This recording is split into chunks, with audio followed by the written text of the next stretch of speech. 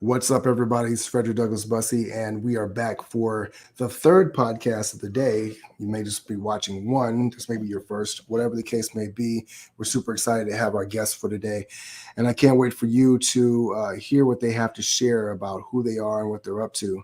For those of you who are checking out the podcast on YouTube, we're encouraging you to like it, subscribe, give us a thumbs up, subscribe to the channel so we can continue to bring out more great content. If you're watching this on Facebook, make sure you enable StreamYard to show your name so we can get your comments in here as well. Like, subscribe, share, tell other people about what we're doing here as we continue to bring more great content for entrepreneurs as they want to grow and scale their businesses and creating lives of freedom and powerful impact as always. So without further ado, we're going to get started here in just a second. Welcome to Power Lunch. Let's go.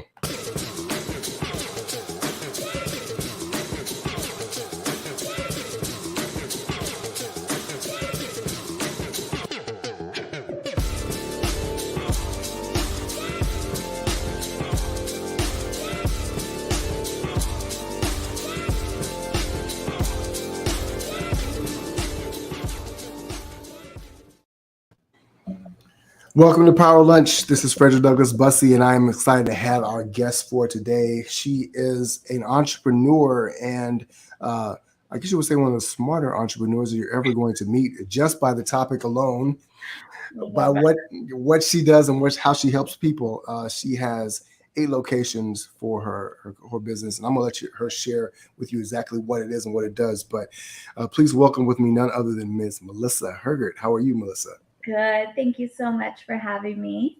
I'm glad to do it. I have known you for a little while. We've met through our friend Michael Faber. And I got the opportunity to hear you speak on a stage where I was also speaking at this same event.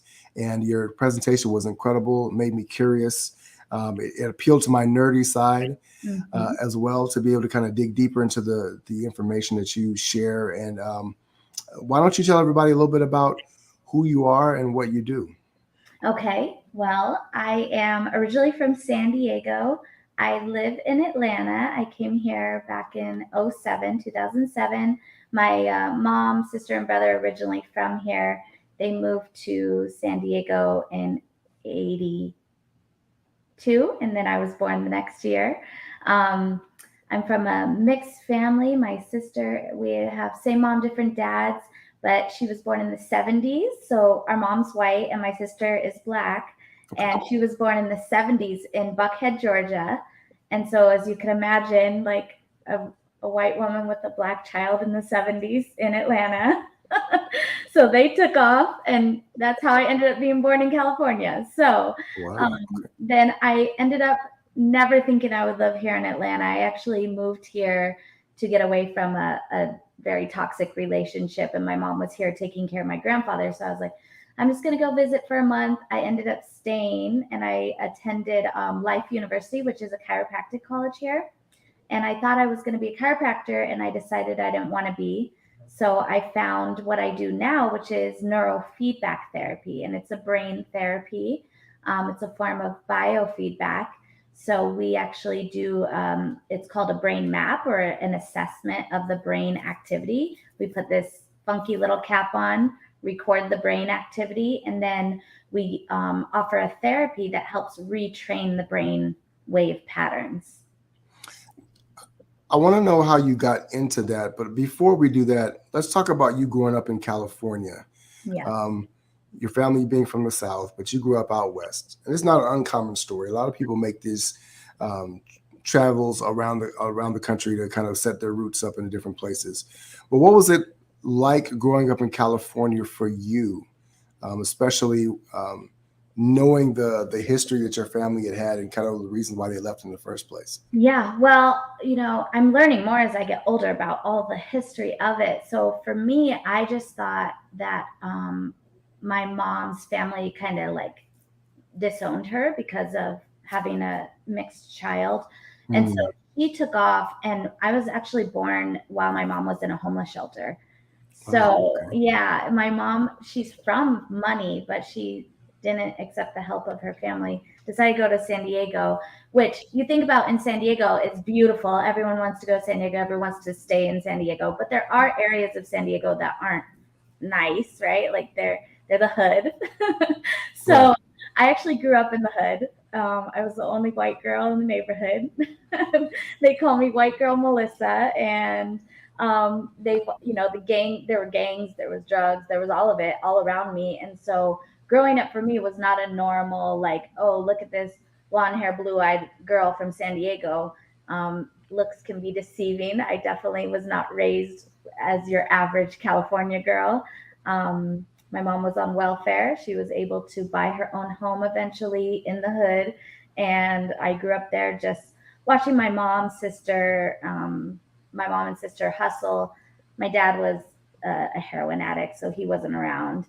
And then my brother was figuring out his own thing, but he's doing great now. So, it's definitely different. I would never want to grow up anywhere else besides San Diego. I love it. I actually opened a business there so I could go all the time if I wanted to. But yeah, definitely, it was amazing, and I learned a lot of my work ethic and my hustle and my grit all from the way I was raised. So, no matter no matter what, I'm grateful for what my mom did for us. I'm curious because you talk about your mother and your sister hustling. What did that look like for you, and were there lessons that you took from watching them that apply to you in your entrepreneurial journey today? Definitely. So, my mom, obviously being a single parent, and then my sister is 9 years older than me, so she took care of me. Like she Okay. was always around when my mom worked. So my mom never went to college. Actually, no one in my family went to college except for me. I am the only one that got a bachelor's and went on to get a master's. But so I was always taught like work, work, work, and Hmm. then that's what you're supposed to do. No one in my family was an entrepreneur. I never learned how to run a business. It was always work to survive. That's really what I saw, and that's what I thought you had to do up until recently, really. I mean, so it was definitely a learning lesson of get your work ethic in, but how hard are you working, and how much are you growing at that same time? And they were just working, working, working until exhaustion. So then there was no time for anything else. And there was still no money because they were working for someone else. And I mean, not saying that people that work for other people, there's no money, but the positions they had was never an area that they could grow and make more and be even more abundant lifestyle. We never had that. Mm. So, in all of this hustling and things of that nature, was entrepreneurship a thing that you aspired to even at that young age? Was it just something that seemed more normal to you, or were you pursuing more of a normal path? Because you mentioned that you went to college and things like Yeah. that. So, how did that evolve for you? It was a little bit of both. So I remember my like when I was young, I'm one of my best friends. She lived in a trailer park, so I would go stay with her for like a week or whatever during the summer, and we would go around and go door knocking and see if they wanted us to pull weeds in their front yard, so we could get money to go buy candy and food or whatever. So Hmm. I think that was always something that just like I naturally was ingrained in me because I'm like, all right, let's make our own money, right? And then I, of course, worked. My first job was 14 years old. I worked at the beach. I sold seashells at the beach. So I'm like, why am I selling seashells? You could go out on the beach and go find some seashells, but tourists will buy anything. So that's what I did. And I would ride an hour and a half from like where I lived. You have to ride the city bus. So at like 14, I would ride the city bus an hour and a half to go work. And Wow, yeah, and then during high school, my freshman year, my first like real job was at Lids, the hat store. I So know it well. yeah, I was the only girl that worked there, and I was the highest sales associate in the nation. Wow. Yeah. So I always had this urge to like sell, I was comfortable with it, but I also had a lot of teachings around um, money being evil, or like, it's the root of all. I was raised very, very Christian. I was raised in Pentecostal churches. So I was Mm. raised like, fire and brimstone. You better ask forgiveness, you go into hell, that type of thing.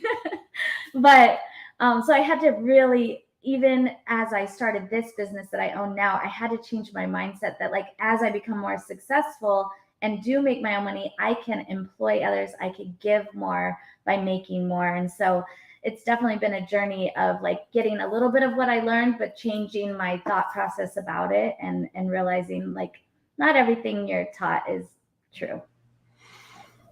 I want to tap into that in a little bit, but let's talk about how you eventually started your business. And Mhm. is your business now your only business, or did you have other businesses before then? No, I never started. I mean, I would do little things like I would try to set up at fairs, and I made like coasters and plant holders, like the artistic part of me. I sucked at it. Some people bought it though. But I never had a true business before this. Um, Hmm. I always just worked. And my goal, I mean, since I was in high school, I always wanted to be a chiropractor. So I knew I wanted to be in the healing field, the natural healing field. And then when I got to chiropractic school and I did a year of chiropractic, and I got to the part where you like start touching people's backs and spines and stuff, and I'm like, I don't want to touch people. Like I don't want. I don't want to be a chiropractor. But I know I want to heal. I want to be in that. I want people to know that they can heal themselves, and there are so many wonderful therapies out there. And so that's kind of how I got into it. I worked for a chiropractor. I left chiropractic school, and in Norcross, Georgia, I got a job as a front desk and back office of a chiropractic office, and he had neurofeedback in his office. So Hmm. that's where I was able to get my foot in. I had never heard of what I did. Most people have never heard of this.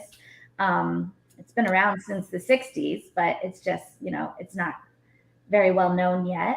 And Right. so that's how I got certified, is I worked under him for a year and a half. What was it that drew you to learning more about neurofeedback? And what was it that made you decide, I want to do this for myself? I want to build a business around this. Yeah. So I worked for him for a year and a half. As I mentioned, I got hired as the front desk, which I had done all since I was 19. And knowing I wanted to be a chiropractor, I'm like, I'm going to go work for chiropractors so I understand the business side of it. So in San Diego, I worked for different chiropractors. I worked for some here in Georgia. And then I was like, man, I don't want to work the front desk anymore. Let me learn about this brain stuff. And so Dr. Capaferi is his name. He's an amazing chiropractor in Norcross. Um, Great businessman, great chiropractor. Him and his wife were in the office, and then his son was working the neurofeedback. And he's like, okay, let me get you certified, and then you start talking to more people at the front desk about it, and let's see if we can get more people in, and then maybe you could start helping with the technician part. And so I was like, let's go all in then. So I got certified, and I was like, let me go market for you. Let me go out to like health fairs and do that kind of stuff, and let me go network for your business. So I did that for a year, and I grew his business enough for him to buy a second neurofeedback system. He actually moved the neurofeedback out of his chiropractic into its own space, so it looked more of its own business because I grew it so much. So I got to learn how to grow and educate people about neurofeedback while working for him. And then I was also the technician, so I got to work with the clients doing what I do now for him. And every day I'm like, I got to do this on my own. How do I do this on my own? And then finally I called the guy who created the system that we use. It's called Brain Core.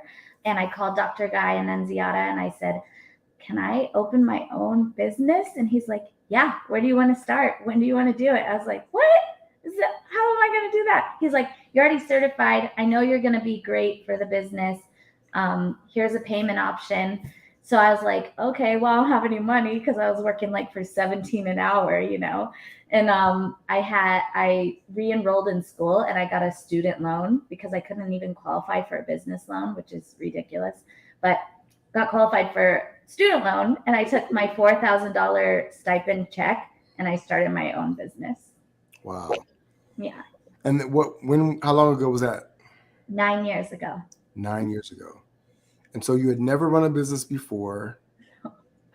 You had never even thought about it until the point at which you asked him. Yeah, I never even took a business class or course or knew anything. I mean, I only worked for people's businesses and I didn't understand like what it all entailed. When someone works for you, like they only see how much they're getting paid and what their job is, they don't know all the crazy expenses to run a business. Right. So, and I didn't have a business loan. Like I said, I had $4,000 to my name. So I was like, let's do this. And it's not $4,000 to start this business. I'll tell you that. Like it's a lot more. It took me 3.5 years to pay it off. So, yeah, so I'm really curious about what that process was like. You taking this money? Did you go out and rent an office? Did you have the what did you have to do to actually build the Yeah. business itself? Yeah. So the neurofeedback itself, I had a chiropractor that I had worked for in Marietta, Georgia, about a mile west of the square, Dr. Scott Perlman, amazing man, also amazing chiropractor. He had an office space for rent. And so I rented it for $700 a month, which was kind of expensive. Now that I think about it, $700 a month for a room in his office. I got the equipment because I made my first payment. Luckily, BrainCore has payment options, so I made my first payment. So already down $1,700 from the floor. And then I immediately just started going out and networking because where I worked was 30 miles away. I didn't take any clients with me. I was completely from scratch. I was like, can I start my business? The next month I started my business. I didn't go out and start marketing first. I was like, let's just do this. Probably not the smartest thing to do in business, but I knew what I was going to do.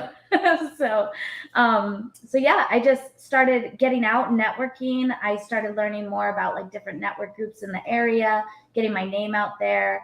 I made my own website at first. So I got the website up and someone was a mom, my very first client, a mom was researching neurofeedback in the area, came across my website. She paid in full for the first package of neurofeedback that I sell. So I made, $3,400 right away, put that towards the next few payments, the first year and a half, I didn't make any money. Luckily, my husband at the time had some money coming in and that helped a bit for home bills and stuff. But I had also, just at that time, we had a 3-year-old daughter and my 2 nieces moved in with me. My sister's kids moved in with me, and they were 17 and 18 at the time. So wow, okay. All that same time. So you had a lot going on as you were trying to launch this business and things of that nature. Yeah. Talk a little bit about what it is that you were actually doing. Like, what is neurofeedback? Sure. And what was it that you were offering to people? Why were they coming to you to get this treatment? Okay. Yeah. So neurofeedback is, like I mentioned, a form of biofeedback. Biofeedback helps us determine how our body's working through certain technologies like our Apple Watches and Fitbits and things like that. That's a form of biofeedback because it gives us heart rate, gives us temperature, gives us when our, feeling stressed, right? So that's biofeedback technology. Neurofeedback breaks it down even further to brain function. So not just heart rate, not just temperature, things like that, but brain function.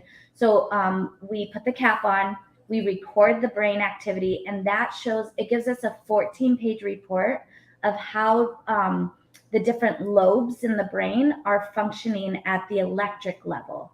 So the nerves in the brain, the neurons in the brain all fire and communicate with each other. That's what we're recording, is that pretty much the communication between the nerves.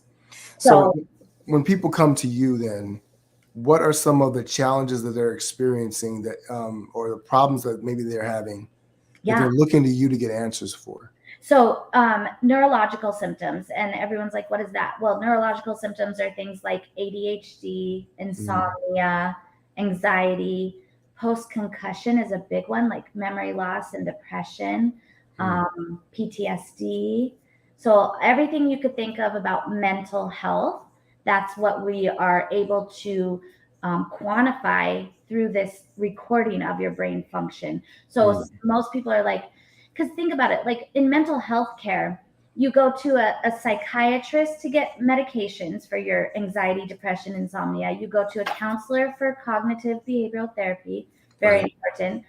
The only industry is the mental health industry that doesn't do any type of objective data, which is like a scan or an x-ray, things like that, right? Before giving medication. So psychiatrists are doing testing and things like that, but that's all subjective. Like we fill out forms, we take tests, but Mm-hmm. we're not actually seeing how the brain is functioning. So when someone could actually quantify how the brain is firing, you could first of all get the right medication prescribed. You could do other therapies. You could improve certain therapies. I mean, it's just great information to have. Is you check your heart, you check your bones, you check your stomach. Why don't we check our brain, which runs our whole body? Yeah, that's a great point. What are some of the things that maybe get lost? A lot of us don't. Our brains run our minds, Mm-hmm. and our minds are invisible, right? So our minds are kind of who we are, but we're not really thinking about it. And I'm not thinking about what is my mind doing right now. Yeah. What are some things that people are missing or don't understand about how the brain works and how important it is to really be able to optimize Yeah. our brain health? Yeah. I think a lot of people right now, mindset is a huge thing. Everyone's talking about mindset. Of course, Mhm. mindset is important. The way I break it down is like this: you have your hardware and your software, right? And they work together. So if you have an old computer and you try to put new software on it, Mhm. that software is not going to run very well. So the software is like the mind stuff, right? Meditation, gratitude, all the wonderful things that we should do, the Right. mindset stuff. But if your hardware, which is your physical brain, is not working properly, all that stuff can take forever to actually work. Like it could take a long time. For some people, luckily, they take really good care of themselves, both mind, body, everything. But a lot of us, especially those that are stuck in anxiety and the insomnia and things like that, Mhm. mindset work can't necessarily fix your insomnia. Mm. Like, you know what I mean? That's your hardware. You actually have to work on the hardware, the physical hardware of the brain, and work on both. And just like you said, they do affect each other. So it's important that even though you're doing neurofeedback, you do all the other stuff, the counseling, the journaling, the gratitude. So I think more people need to recognize that it's not just like positive thinking and affirmations and journaling and all that, which is all great, but there's more to it, that you really have to take care of the physical brain and your physical body, your nutrition, and all of that. It kind of sounds like if you have a high-powered sports car, no matter how nicely you talk to it, if you don't change the oil in the engine and you don't put gas in the car, it's not going to perform well, right? Absolutely. That's right. Yeah, you definitely have to take care of it. So that's kind of our goal with Brain Train Centers, is just to educate people. Like, we will help you find counselors. We even have at a few of our offices are in counselors' offices, because we believe like that's very important to work on your mindset, but work on both is even, you're going to just get to that peak performance where you've always wanted to be. Yes. As my peak performer comes in. Oh, hello. How old is she? This is my youngest. Alea is 4. My daughter's turning 4 this Friday. This Oh, wow. Friday. All right. Well, happy birthday to your daughter. Yeah, her name's Elia. We just had her birthday party. And how do And you spell her name? Elia. Ah, see, so Alea is Elea. Oh my gosh, how Mhm. cool is that? We got to get them together. There you go. There you That go. would be so fun. They'll have a blast together, I'm sure. Oh, they would. They Well, would. let's talk about children and their brains a little bit, because, and here's why I'm fascinated about that. As an entrepreneur, I think a lot about. Yes, yes. So as an entrepreneur, I'm thinking a lot about how I'm thinking, and also how I want to train my children to Mhm. create that awareness of their own gifts and the a way to be able to kind of think about the world and to see things that are going on. Um, when you look at children, and especially now that you're raising a little one, Mhm. what are some of the things that you're looking at around how to help her with her brain and her thinking to be able to be as powerful as she can be, even now and as she's growing up into the future? Well, I'm definitely no like pro mom. I'm learning. I have an 11-year-old as well. I have 11-year-old daughter and a almost 4-year-old. Okay. And one thing we did with our 11-year-old, and we're doing again with our 4-year-old, so Mila's 11, Elia's almost 4, is we kept devices away from them. Hmm. Now, Mila's now 11, almost 12. She's on her device a little bit more. But what I've learned through the process of seeing many, many children that are diagnosed with ADHD, a lot of times it is just too much time on devices. I mean, Hmm. they say even before 12, you really shouldn't even put devices in front of your child. Like my phone, the only thing on my phone is a coloring game, no Hmm. other games. And my daughter gets 1 hour on her iPad a day. Hmm. And the 4-year-old Elia doesn't go on her iPad. And you know, I'm not a she doesn't go unless we're going on like a really long car trip or something, you know, something like that. But that's something both me and her dad are very strict about. We're definitely not liked by some of our friends. I mean, we would go out to dinners, kind of like how we were growing up. Like, you get a coloring pad and some crayons. Like, that's Hmm. what you get. Or you could sit and talk to us. Like, you're not going to go on my phone. You're not bringing an iPad with you to a restaurant. At dinner, we sit. We don't go. You know, that kind of thing. And I think it's more difficult as a parent nowadays, especially as an entrepreneur. We're so busy. We're busy parents. We just want, you know, to be like, here, go on this so I could get stuff done. But the problem is that device, the blue light, and the type of stimulation that it causes is just so bad for the brain, and is absolutely causing attention issues. It's causing social issues. Um, and it's just something that where I'm very strong believer is to, especially the little ones, not to giving devices to. So Yeah. we're currently violating that rule, and we it's something that we tried with our oldest. It gets a little more difficult now, but let's talk about some of the things that you're doing instead of the devices.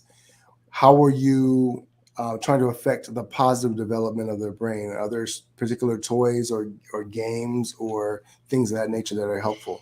Um, I take it back to the old school, always back to drawing, coloring, being artistic in that way. Um, I think a lot also because of the devices, our children have lost a lot of imagination skills that we've had when we were growing up. Like, I just remember sitting around and playing like with dolls or whatever it was and creating a whole story around that. And I feel like kids nowadays are not as comfortable doing that, or they don't realize that they can do that because they don't have the opportunity to. Um, and I think our parenting is also different. I mean, my mom was like so busy, she didn't sit down and play with me. So that's something I'm changing. I don't play with my daughter all the time, right? Like, she needs to be able to self soothe and like give herself attention alone, right? But there are times where I will get down on the floor and play with my daughter because that's important. I mean, that's how they learn skills of communication. They feel that they could trust you as a parent. So sometimes just realizing you have to stop what you're doing, stop that entrepreneur mind, stop that busy parent mind, sit down for even 5 or 10 minutes. And I think what parents will start to notice is less tantrums, less acting out due to wanting attention, that type of thing. Hmm. So I'm working on that myself. I mean, I'm talking about this, but I'm working on it myself. I'm definitely no pro at it. But it's things that we definitely try to work on, and more outside time, definitely. That's for sure. I know that as an entrepreneur, because we're so busy and we're building this, and you talked about, turning off the entrepreneurial brain, which is hard to do because when you're running a business, you're always thinking about the next thing, the next idea, putting out the next fire. But there can be some guilt, right? We say we're building these businesses to create more freedom for our families and for our lives, and yet that often comes at a cost. Yeah. How have you learned to deal with managing that guilt of not being able to be there, of sometimes having to say to your children, hey, hold on, mommy is busy right now, or I've got something we've got to take care of? Mm-hmm. How are you managing that and creating balance, or maybe even imbalance in your life to be more present with your family instead of just juggling both at the same time? Yeah, it is an imbalance for sure. Um, and I definitely I think as moms, we deal with the guilt even more. Sorry to say, but I think that's true. I mean, moms automatically have mom guilt from the start. And because we're so expected to be in the home and do all that, me and their dad are now separated. So what happens too is that I get them, it's actually been a little bit helpful, sad to say, but I get them 7 days and then he gets them 7 days. So the 7 days that I have them, I am focused on them and I do get less work done, but I'm okay with that because when I don't have them, I'm just like going back at it hard, because I don't have to worry about making, getting them to school, making dinner, doing all that. So that's been helpful for me. Unfortunately, not everyone gets a 7 day break from their kids, right? Right. So so when I wasn't getting that 7 days, I was even traveling a lot more too. And so that was even more of a guilt. And I was traveling because I had opportunities to speak or go learn and support others. And I think that they saw that, but I did have to make some big decisions on like really making sure that when I am with them, I'm really spending a lot of quality time with them. And then helping them understand. I mean, with an 11-year-old, I even have her help me sometimes with ideas about my business or, making them feel even part of that. Not that she could take over my business if she wants, but I don't know if that's where she would want to go. But even Mhm. her spending that time with me to talk about what's going on in the business and then, sharing with her friends what we do and things like that has been helpful as well. So you've been running this business for about 9 years now, and you went from a novice to having, is it 8 locations that you have now across the country? 9. 9. See, I don't just let me opened see. I just opened St. Augustine last month. Awesome. So, what were some of the lessons that you had to learn about yourself? Not just about running a business, but what were some things you had to learn about yourself to be able to grow this and sustain this, to be able to scale it to this point? Oh my gosh, I've been learning so much, especially the past year. I can't do everything alone because that was how I was always. I'm definitely the type of person. I'm like, I'm not going to count on anyone. People are like too flaky or they're not doing it fast enough. That type of thing. I had that mindset. I'm like, I'll just do it myself. I'll do it myself. I'll do it myself. So over the past year, actually being part of Unleash You Now and meeting Michael and getting coaching from him, being able to find the right type of team to support you. I made Hmm. a few mistakes here and there, hiring too fast and firing too slow, that type of thing. So I'm still learning that. And being okay that people can do certain parts of my business better than me. So now I started off literally doing everything. I actually grew from my one little office space to a full wellness center at one point. So I rebranded a couple of years ago before COVID because I had a full wellness center. I didn't have multiple locations. I had a center and I Hmm. became almost like a landlord. So that definitely was like a learning thing. I'm like, I don't want to rent to anyone. I just actually want to go rent from people. So my whole business model changed, which then allowed me to grow in different ways where I could just focus on neurofeedback and bring it to different areas where there were other services that I could partner with. So all of our centers, brain train centers, are all within another wellness center of some sort, whether it be a chiropractor, a full wellness center with like nurse practitioners out in San Diego, to psychologists like up in Delaware. I'm in with Dr. Faber. So having that built-in rapport with other professionals has been amazing for my business. So learning to do that, keeping it simple, and then being able to delegate those things that I'm sure I could do because I did do them, but I actually don't enjoy doing, like answering phones or sending emails. So now I have people that help me with those kind of things. So being able to delegate and finding the right people to delegate to. Let's talk about some of the bumps and bruises along the way, right? Mm. Um, Unless you just had smooth sailing and you started out with, and everything went perfectly. I'm going to assume that once or twice at least you've had some failures and some really rough patches. Can you Yeah. talk about maybe one or two of those and some of the lessons that you learned along the way about building a business and maybe even about yourself and how you grew in that aspect? Yeah. I think one major bump was like closing my wellness center down. Mhm. I ended up, So you buy the neurofeedback equipment, you buy the territory to use the equipment in. And so I did all that. And then I got pregnant with Elia. And I was also running another company called Master Networks. It was a networking company. You know, Bobby Jones, he owns that up in Delaware. I was running that in Georgia, and I was going away from my wellness center, letting other people run my center, running Master Networks. And then that took all my time and attention away from my true passion. Like, I love connecting, I love networking, but that was really a tool to grow my business. And I lost sight of that.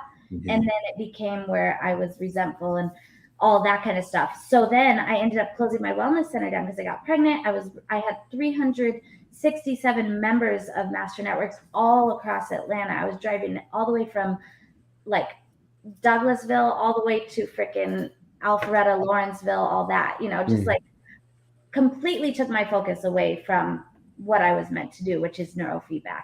Right. And then I just gave my equipment to another provider. I didn't sell it, nothing. Wow. Okay. I know, so stupid. Now she is paying me so generous. That's nice of her.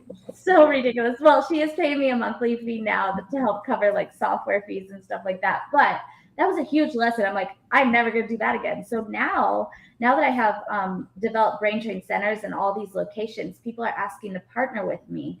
And so now it's like, I got to a point where I'm like, okay, people are coming to me, want to be part of this. And I can, I'm almost selling it almost like a franchise where people are coming in and paying me a fee to be part of my company that I created. And so even though I was very upset about getting rid of my wellness center, it all ended up turning out to be a whole new endeavor that is amazing. And now I'm completely focused. So I not only run Brain Train, I also train others how to do it. I sell the equipment for Brain Core as well, and just do a bunch of other stuff, all focused around neurofeedback.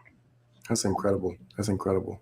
So I want to ask you another question, and I know it's delicate. Perhaps you mentioned the fact that you were married when you started this business, and now you're separated.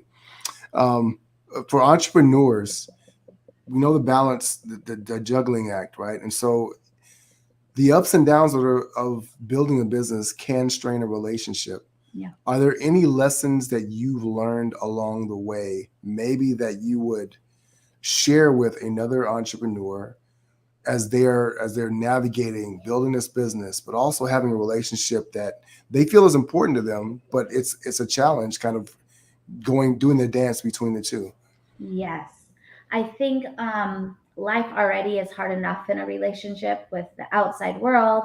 Then you add kids to it. I mean, then you add a business and different lives. He was a professional rugby player and amazing dad, amazing man. We're both very good friends still.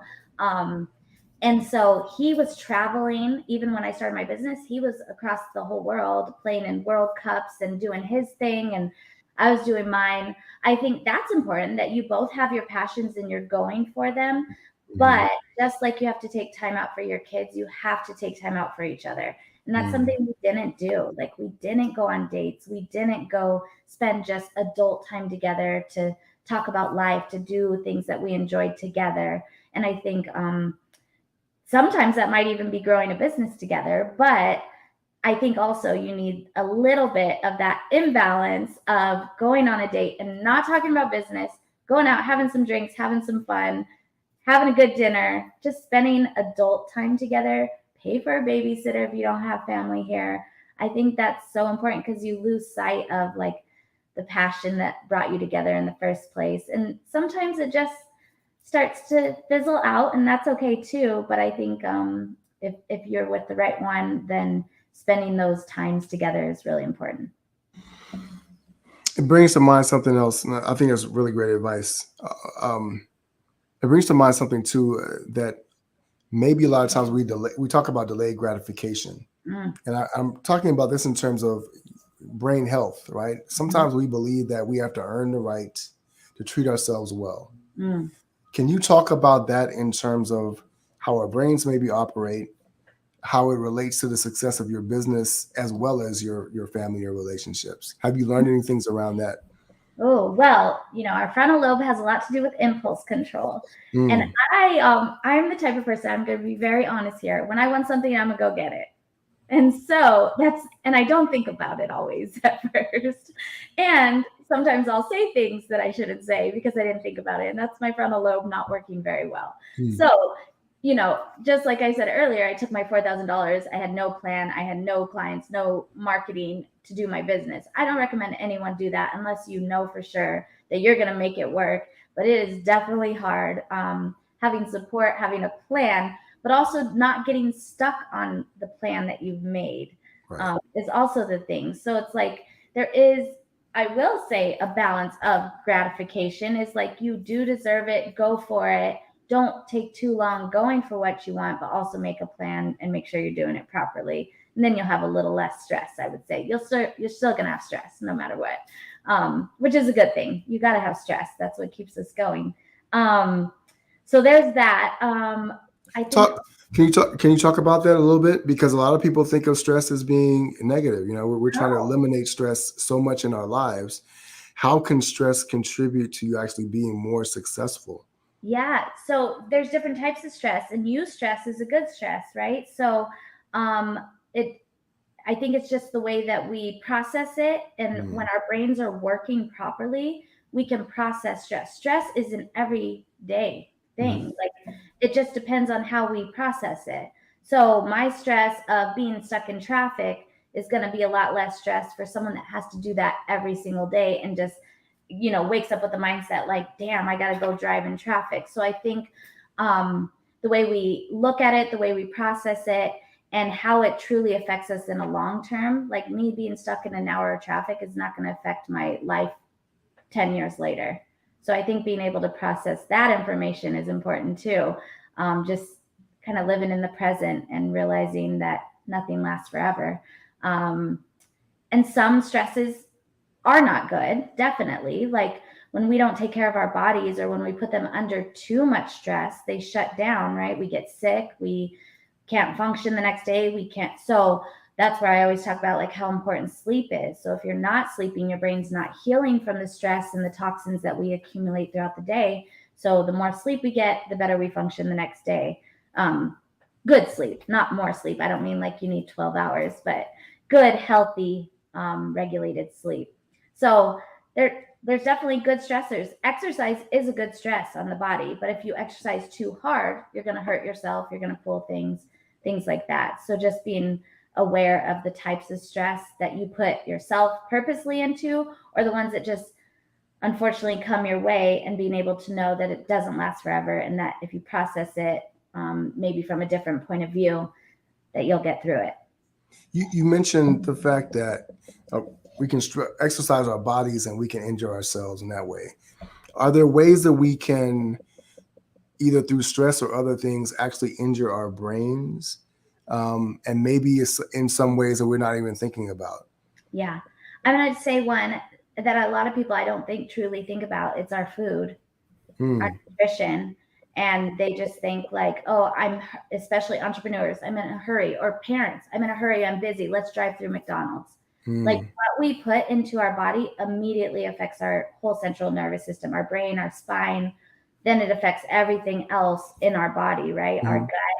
So I think more people need to be more aware of what they're putting in their mouths and how they eat. And I don't, I mean, I definitely, I shop at Whole Foods and I will spend more. And that's the thing is we're told like organic, healthy food is expensive, but it truly isn't if you buy properly and if you are buying fruits and vegetables, because if you add up how much you're spending on sugary cereals, it's going to Hmm. be as much as a bag of apples. So Hmm. that's the reality of it.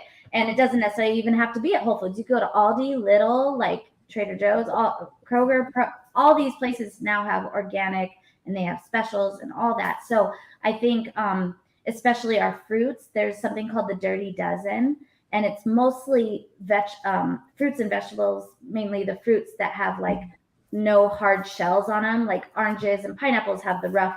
So those aren't as important to get organic. It's still important to get them organic, but like things like apples and grapes and strawberries, berries, get those organic because of all the pesticides that are on the non-organic. But I think more people should look into it more and not just think it's a money thing. Mm. It's definitely not. What we put into our mouths is very important for our brain. Exercise is the other thing. I just started getting back into my old routine of exercise. It feels so good. I'm sleeping so much better at night. I wake up feeling rested. I'm focused the next day, and people forget even just a walk around the neighborhood for 15, 20 minutes, how what that could do for your brain. So maybe taking time to even put it in your calendar as an entrepreneur to get outside in the middle of the day, go for a walk, that kind of thing. No, I think that's really, really valuable advice. When people are coming to you and you're kind of able to trace some of the effects that you're reading in the brain, after you've been able to kind of monitor and work with them, what are some of the results you see on the other side of it after you've been working with them for a little while and done the treatments and done the feedback and kind of started to be able to read? What are some of the results that you've been able to see from people? What's really cool is after the therapy. So by the way, the therapy, really quick description of it. And if anyone wants to go on the website, there's like a 2-minute video showing how the neurofeedback works. But what's the website again? BrainTrainCentersInc.com. A little bit long, but BrainTrainCentersInc.com. And there's a little YouTube video, like 2 minutes long, of the videos of how to see what neurofeedback does. So what happens really quick, once we get that results from the initial assessment, which is called a QEEG, it's a quantitative electroencephalogram, which really means that we're quantifying the electric signals of the brain, right? So then we get that, and it shows 2 areas of the brain that need exercise. So that's why we call it brain training. Neurofeedback is a brain training modality. So what happens is they come in, they sit in the chair, and we put little sensors on their head. Now, the sensors don't shock. We're not doing like magnetic therapy or anything like that. We put the sensors on. They're picking up the brain activity from those sensors, and then it's looped to a screen in front of them.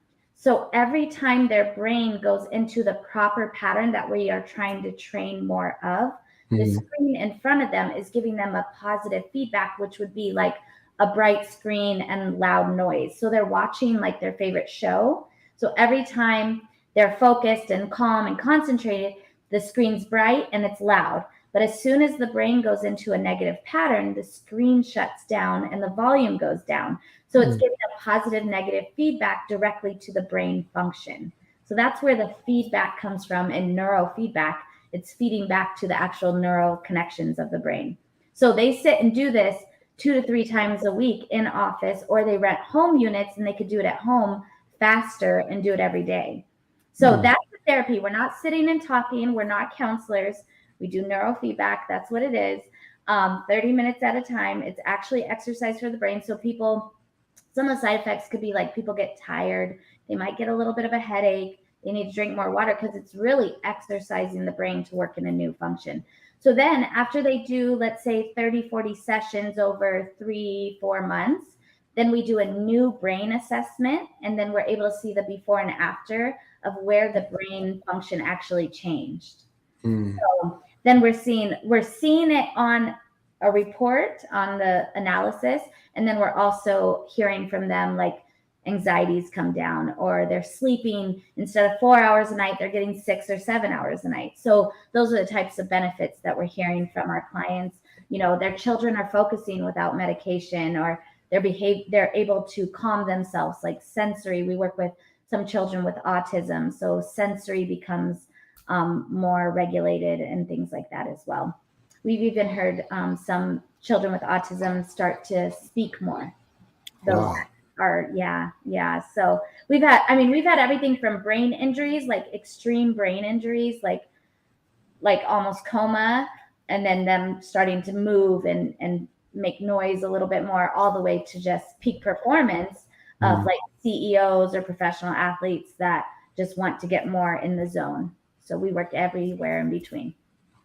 Can you talk about that a little bit more? Because if you are an entrepreneur or a high performer in your profession and you really want to be able to perform better, what are some of the patterns that you see, maybe some negative patterns that you see that you're having to retrain? And can you just talk a little bit about that? Because the way that we think and the way that our brains think is very often invisible to us. We see the problems, Yeah, the symptoms that come up.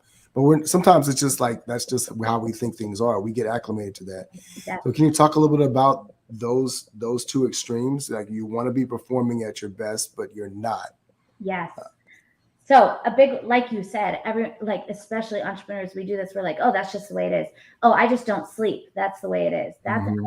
big one for entrepreneurs because our brains are going. We're thinking about what we have to get done the next day and how the day went and things like that. But that is not healthy for us. And we can Hmm. do imagine like some of the top performers, if they slept even better, that they would just go to the next level. It's just craziness. So not sleeping is not normal for an entrepreneur. It's not a Hmm. healthy thing. It's not something to be proud of. I know there's a lot of stuff out there where people are like, oh, I only need 4 hours of sleep. First of all, you're not even going through all the regular sleep cycles in 4 hours like you should be. So, no, that's not good.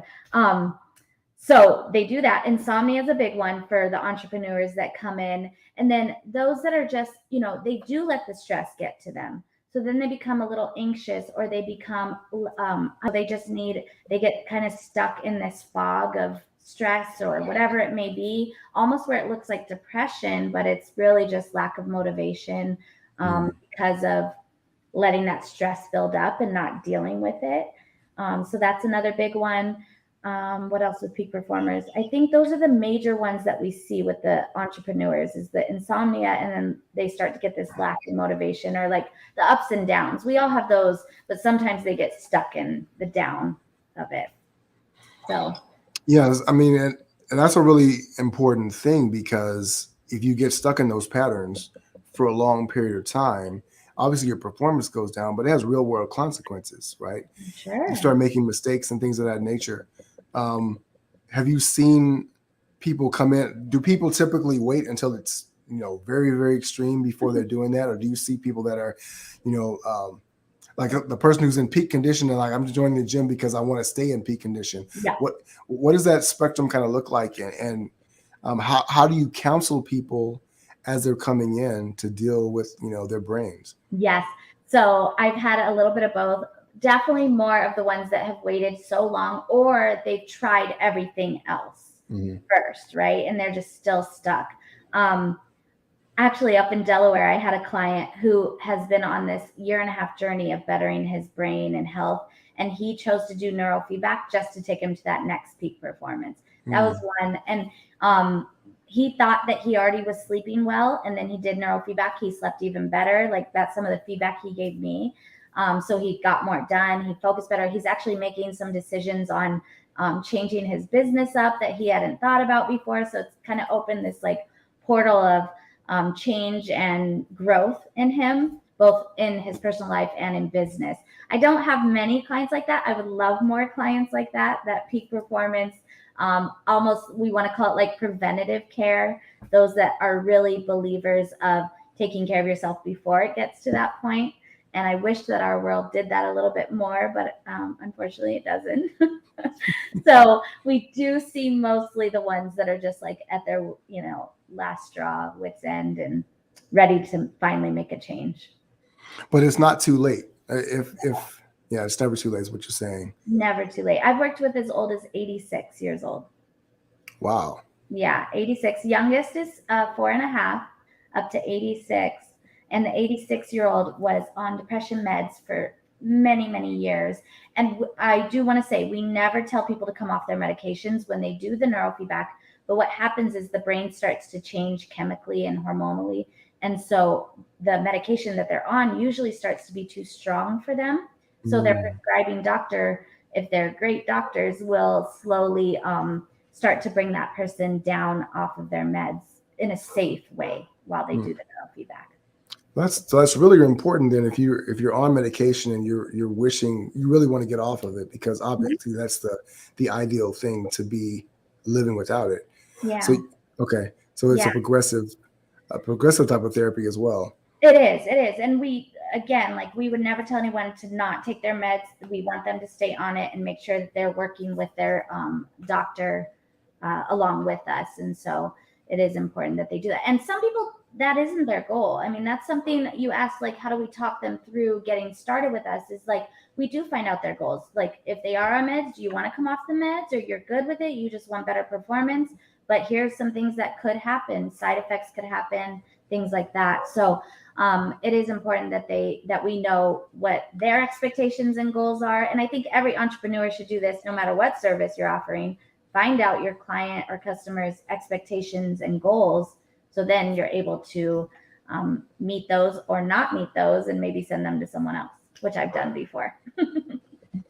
Awesome. Yeah. Melissa, this has been very, very informative, very, very helpful. And I love you sharing your journey as well, because you've built something here that is not just a successful business, but it's an important business. Something that's very, very impactful for people. What is maybe one or two lessons that you would like to leave with entrepreneurs who are in their own journey, right? Maybe they're at the beginning and they're trying to figure it out.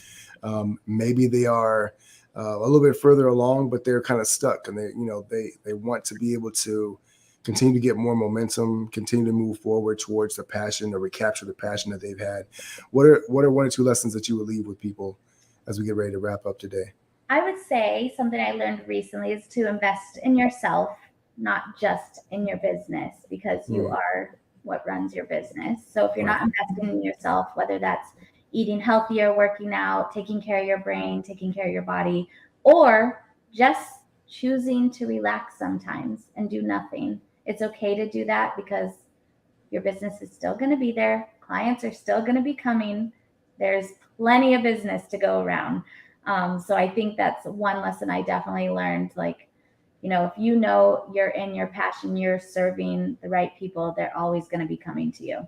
So take care of yourself, because if you want to serve others, you have to be healthy to do that.